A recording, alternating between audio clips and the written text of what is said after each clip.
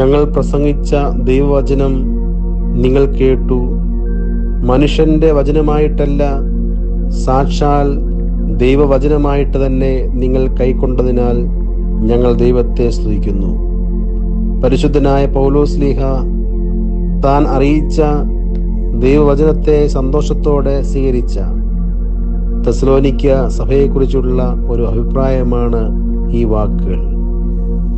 എബ്രായ ലേഖനം 4:12 ദൈവത്തിൻ്റെ വചനം ജീവനും ചൈതന്യവുമുള്ളതായി ഇരുവായ്ത്തലയുള്ള ഏത് വാളിനേക്കാളും മൂർച്ചയേറിയതും പ്രാണനെയും ആത്മാവിനെയും വേർപിടിവിക്കും വരെ തുളച്ചു കയറുന്നതും ഹൃദയത്തിലെ ചിന്തകളെയും ഭാവങ്ങളെയും വിവേചിക്കുന്നതുമാകുന്നു.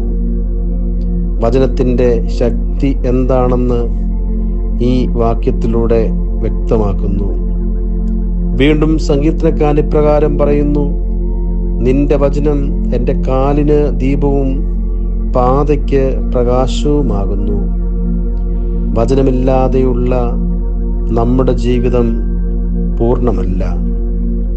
ഈ വചനത്തെ മറ്റുള്ളവരോട് ഘോഷിക്കുക എന്നത് നമ്മുടെ ഓരോരുത്തരുടെയും ഉത്തരവാദിത്വമാണ്. എന്നാൽ ദൈവവചനത്തെ നിരസിച്ച യഹൂദന്മാരോട് ദൈവം ദീർഘക്ഷമയോടെ ഇടപെടുന്നു. ഇന്നും ഈ ദൈവം പുതിയ ഇസ്രായേലാകുന്ന സഭയോട് ദീർഘക്ഷമയോടെ ഇടപെട്ടുകൊണ്ടേയിരിക്കുന്നു. ഈ പരിശുദ്ധ നോമ്പിൽ യേശുക്രിസ്തുവിൻ്റെ വചനം സ്വീകരിച്ച് മറ്റുള്ളവരെ രക്ഷയുടെ അനുഭവത്തിലേക്ക് കൂട്ടിക്കൊണ്ടുവരുവാനുള്ള വലിയ ഉത്തരവാദിത്വം നാം ഏറ്റെടുത്ത് അത് ഫലപ്രദമായി നിർവഹിക്കുവാൻ നമുക്ക് ഇടയാകട്ടെ. നമുക്ക് പ്രാർത്ഥിക്കാം.